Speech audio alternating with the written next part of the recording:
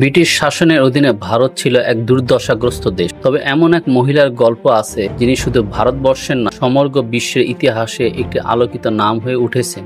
তিনি হলেন রানী লক্ষ্মীবাঈ। 1857 সালে ভারতের প্রথম স্বাধীনতা সংগ্রাম চলছিল। রানী লক্ষ্মীবাঈ তখন ঝাঁসি রাজ্যের রানী ছিলেন। তার রাজ্যে ব্রিটিশরা তাদের আধিপত্য প্রতিষ্ঠা করতে চাইছিল। রানী লক্ষ্মীবাঈ এক সাহসী এবং শক্তিশালী নেত্রী হিসেবে উঠে আসেন। তিনি তার রাজ্য রক্ষার জন্য যুদ্ধ শুরু করেন এবং তার সেনাকে নেতৃত্ব দেন। ব্রিটিশ সেনার সঙ্গে সংঘর্ষে লক্ষ্মীবাঈ নিজ যুদ্ধে অংশগ্রহণ করেছেন এবং তিনি একজন প্রতিরোধকারী নেত্রী হিসেবে তার স্থান নিশ্চিত করেছেন। যদিও শেষ পর্যন্ত ব্রিটিশরা ঝাঁসি দখল করে নেয়, কিন্তু রানী লক্ষ্মীবাঈর সাহসিকতা, আত্মবিশ্বাস এবং নেতৃত্বের গল্প আজও আমাদের অনুপ্রাণিত করে।